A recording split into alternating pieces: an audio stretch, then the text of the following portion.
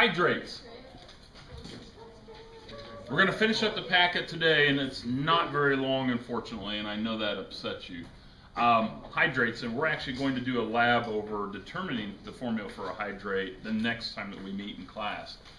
The hydrate, again, when you hear the term hydrate, you can think about water, and you should be thinking about water. In some cases, water is chemically attached to a compound. And we're going to find out tomorrow how many water molecules are attached to each copper sulfate molecule the next time that we meet for the lab. It's kind of neat. You get to use a Bunsen burner, so wear safe clothes the next time we meet.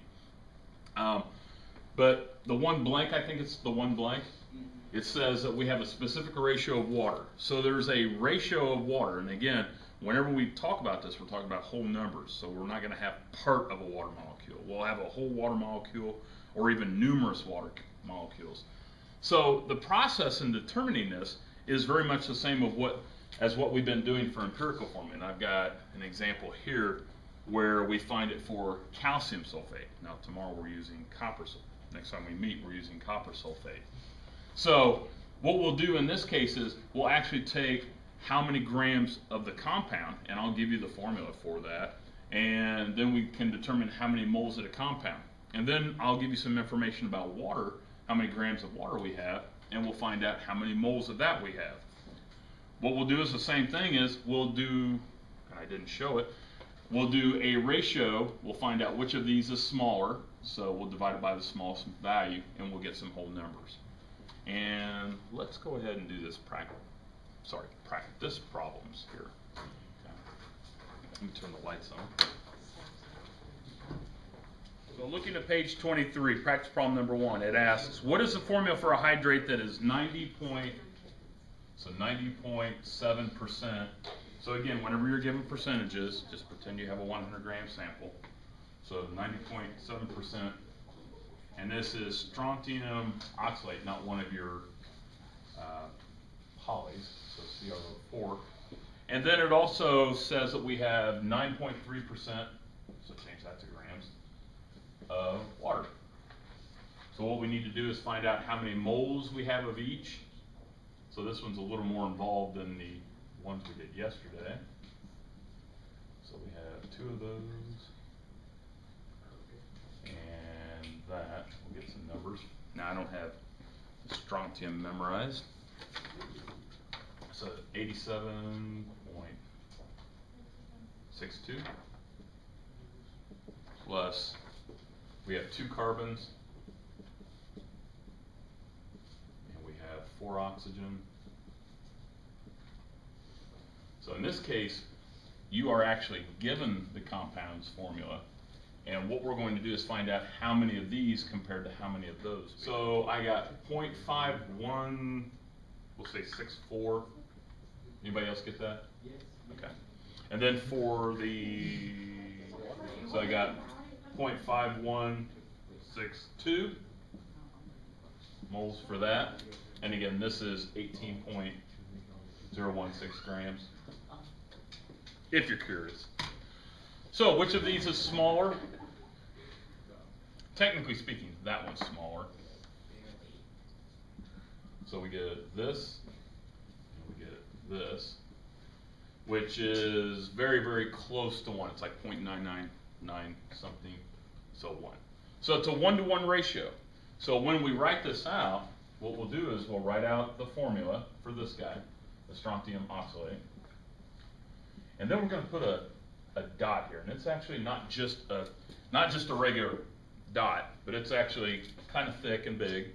All right. And what this dot here means is that we have water chemically bound to this. So we have, in this case, 1 water molecule. If you want to put a 1 there, that's fine. Don't have to. I'm actually going to erase it to make it look cleaner. But what this is saying is for every one of these molecules, there is a water molecule chemically attached to this. And this right here indicates that we have a hydrate. Okay? And it'll be pretty big on your sheet. Now, if I wanted to find, because oftentimes what we'll do and this is the copper sulfate that we're going to use tomorrow. Typically, whenever we measure something out, we're including the mass for all of this. So if I wanted to find the molar mass of the strontium oxalate and the water, what do? Do I treat that like a multiplier or an addition sign? An addition sign. That's exactly what you need to be thinking.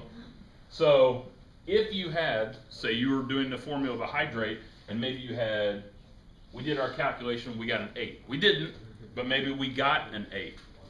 To find the molar mass of this whole thing, we'll add it to 1 strontium, 2 carbons, 4 oxygens, and 8 water molecules. That's how we do the molar masses. And sometimes, for whatever reason, we look at that big black dot and we think, oh, that's a multiplier. That's a big multiplier. No, that's an addition sign. Okay. All right, let's look at the next one. Or try the next one on your own. Let's see. All right, number 2. Oh, you're doing that one. My bad. No, you don't. Or do you have no? So 433.5 grams. Good old molybdenum.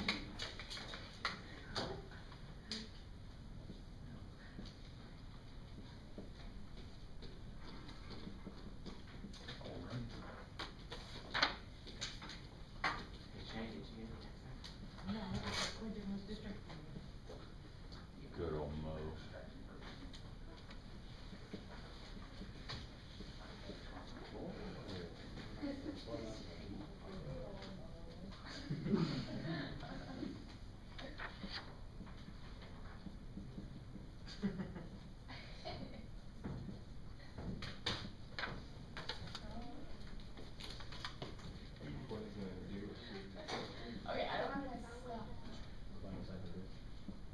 All right, so we have 3.6911. Should we round that to?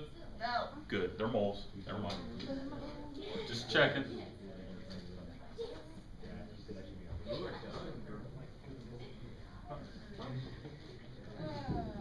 All right. Before I go any further, how are my moles looking? Brown. Somebody that actually did it. How are they looking? Yeah. Good. Exactly. Okay. So we can say that that's a 1. And I'll give you a heads up. This will always be 1. Okay.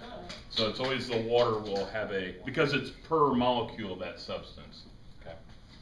So, what's 3 point? That's 3. That's a 3? Yeah. Really? Yeah. 2.99868? You're going to call that a 3? 001. Okay, we'll call that 3. So, our molecular formula for this, for the hydrate. So, big dot. Okay, now there is a number there. Right? That should be the answer. And if you were finding the molar mass of that, you take 2 molybdenums plus 5 sulfurs, add it to the mass of 3 waters, or 6 hydrogen and 3 oxygen. Okay.